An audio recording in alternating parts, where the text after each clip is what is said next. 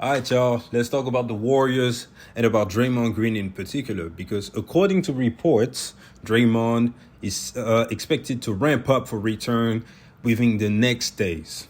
I got the article from CBS Sports saying that the Golden State Warriors forward Draymond Green is getting close to returning from his suspension, according to Adrian Wojnarowski himself. So Woj bomb. So we all know it's legit, right?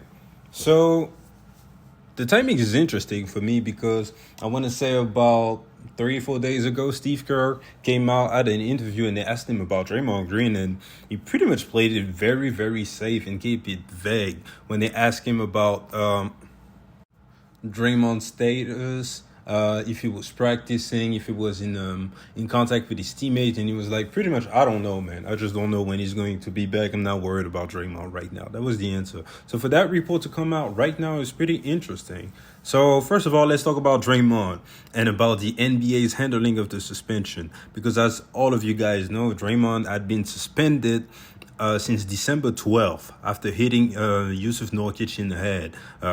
Pretty much punching the man in the face for no real reason. Yusuf Nurkic was just trying to guard and not to let Draymond post up, so he maybe pulled his jersey a little bit, but that punch was just way too much. Way too much. Like, with the antics of Draymond, some of them, I'll be honest, although I do not condone any of that behavior on the basketball court, because most of these guys are just out there trying to ball, and you end up getting punched and everything when you're not expecting a guy to be on smoke, right? So that sucks. It feels like sucker punches every time for me. But some of the antics have been funny in the past. Like, for example, when he choked Rudy Gobert, I thought it was super excessive and unnecessary, but I'll be lying if it wasn't entertaining. But that punch, I was like, man, this is just way too much. And I still can't believe to this day that Nurkic, unless he was really knocked out, which obviously he wasn't, just let that thing go. That's just beyond me. But whatever. So he just did that, and so he was suspended since that day. But what was even worse is that he had just came back from a 5-game suspension after choking Rudy Gobert. So the league came out, and Joe Dumars sentenced quote unquote Draymond Green to an indefinite suspension, and if he's set up to ramp up for return today, actually the article came out yesterday. So today, Draymond Green so far has missed 12 games. So let's round up that number to around 15 games that we would miss before he came back. So how do we feel about the suspension? Because again, this suspension came after the fact that he just choked out someone on court. The same year, he also stomped on what you call him, Domantas Sabonis on purpose in the playoffs. And before that, the same year, he punched Jordan Poole. That's just too much. That's just too much repetition for me. And because of all of this accumulation of just violence at this point, I felt like he needed to be gone for at least 25 games. So how do you guys feel about the fact that Draymond looks like he's going to be suspended for just 15 games? To me, the league is playing soft, and they're just babying Draymond, allowing the man to just behave in that way on the court again and again. And then when he goes out there and does some bullshit, they won't turn around and look at him like, oh, look at you, you monster. Why are you doing this? Because of you guys pretty much making it feel like he can do whatever the fuck he feels like doing at this point. It's just the way it feels for me. I don't know why they act like this just with Draymond. I've never seen a guy go at the ref so damn much and get so little text for it. I've seen guys like Jokic, for example, just go out there. Sometimes he'll cry a little bit to the ref. That's a tech instantly. And if he doesn't stop, thumbs up. That happened twice this season. Draymond, he'll get a tech, and this is when he feels like, oh, this is when I really get to talking. And he rarely get adjusted. I don't know why it happens that way with Draymond. And I just feel like the league is just taking us for some fools at this point, because I remember the reports where, especially after KD, which is his ex-teammate and friend, Steve Kerr and Yusuf Nurkic all said the same about Draymond, saying that it looked like the man has a problem, and that we hope that he gets the help that he needs to actually move forward and get better. So after multiple stakeholders in the league, which are the product, so you need to protect the product also.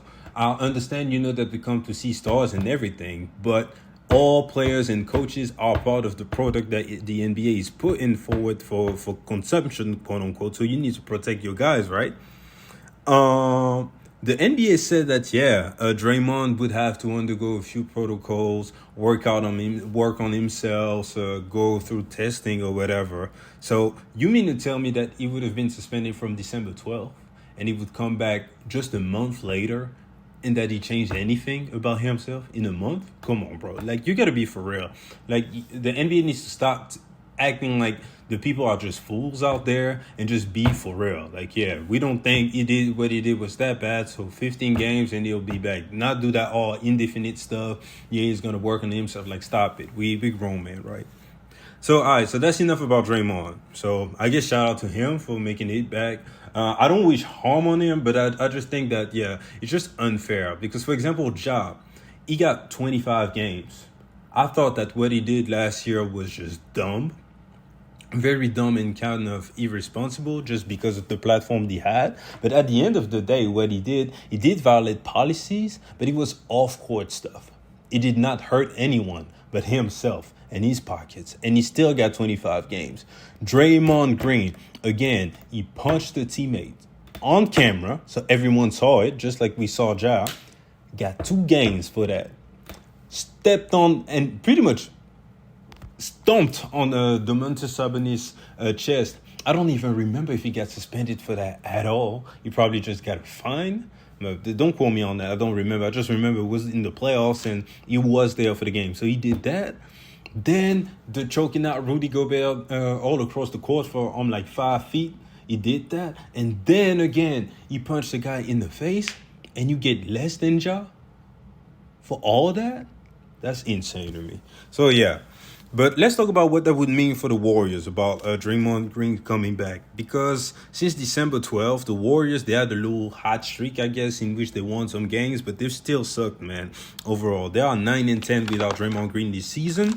And overall, out of the 34 games that they play, they are 16-18, meaning that they play 19 games without Draymond. Again, 9-10. So they are below 500 regardless.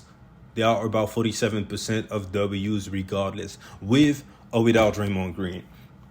So what do we think Draymond Green coming back to the Warriors will do? We know what he brings to the table. He's not going to score a bunch. He averages just a little bit under 10 points.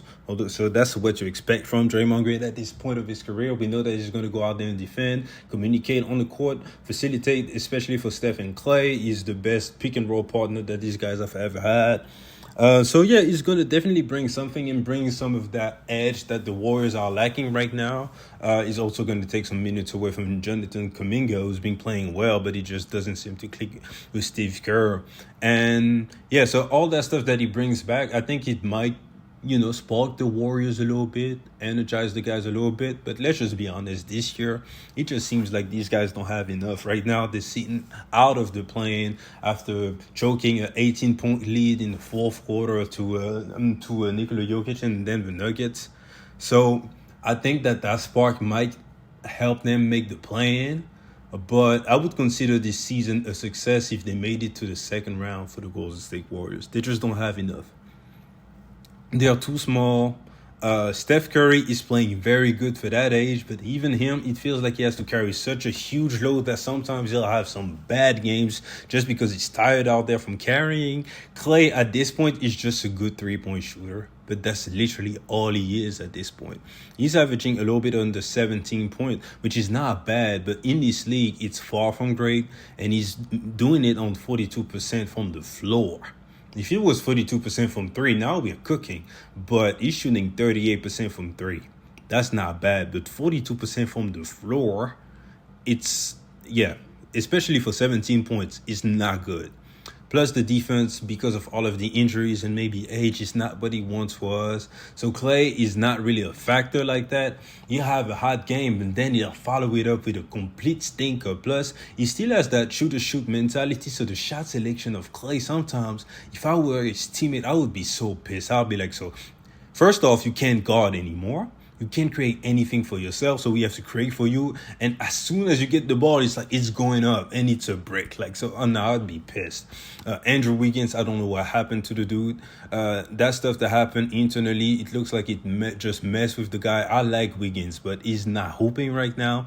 Jonathan Kuminga is playing well, but again, he's not clicking with Steve Kerr. Chris Paul is doing good off the bench, but it's Chris Paul at 38.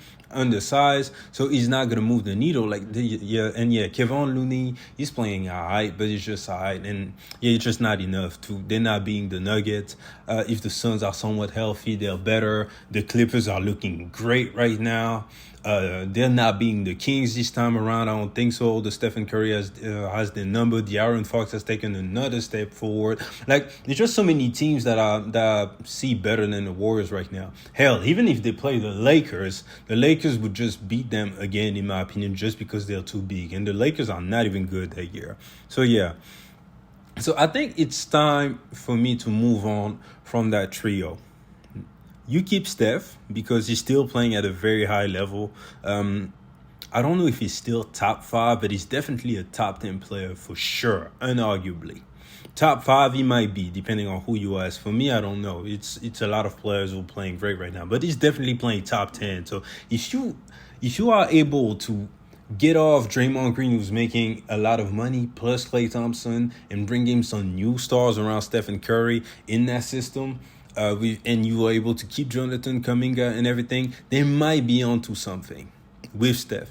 They still have a shot. But as constructed, I think that we're just going to watch Stephen Curry be great, and that's about it. Just like LeBron, every time they're trying to go and get him some help, I know it's annoying, but if he's going to compete at that age, he needs a super team. Like, I'm a LeBron James fan, but at this point, there's just no arguing it. He needs a super team. That's the same for Stephen Curry.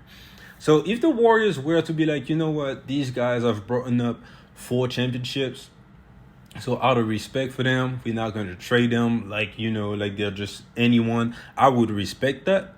But if I'm running the Warriors, and I'm keeping in mind that at the end of the day, this is a business, Klay gotta go and Draymond gotta go. Draymond still provides more value than Klay, in my opinion, when he's on the court. But one of the biggest components of Draymond Green's whole pretty much experience for me was the leadership that he felt like he had over that team before he started walling out. Like, it felt like every time Draymond would be there, it would just increase everyone's confidence. It would just work perfectly with Steph and Klay, plus the defense. And he just felt like he was a culture setter for that team, him and Steph. Now, if I'm a superstar, I don't want to play on the Warriors anymore. Like, do you remember that period when it felt like everyone just wanted to go on the Warriors? Everyone was ready to take a pay cut to go out there and compete with them? If Draymond is out there wilding out, hurting anyone that's pretty much making him mad, whether it's a teammate, whether it's an opponent, whether it's bad-mouthing the refs, and it feels like he just goes unchecked, I don't want to be a part of that anymore. So if I'm the Warriors ownership, I don't want to take the risk of seeing Draymond Green pretty much messing up the product. So you have to get rid of him. I think it's time, man. And for Draymond Green, I honestly think he would only behave under LeBron James at this point. So yeah, these are my thoughts about this whole thing. We're going to close the video right here. It's already long enough, right? So if you made it this far, I appreciate you guys. Please like the video. Please subscribe to the channel. But more importantly, get in that comment section and give me your thoughts. What do you think the Warriors will do with Draymond as he returns? Do you think he'll behave until the end of the season? That's one. 2, do you believe that the 15-game suspension roughly was fair? Should he have gotten more or less? And last but not least, what should the Warriors do with that big 3? Appreciate you guys for checking me out again. I'll see you guys later. Peace.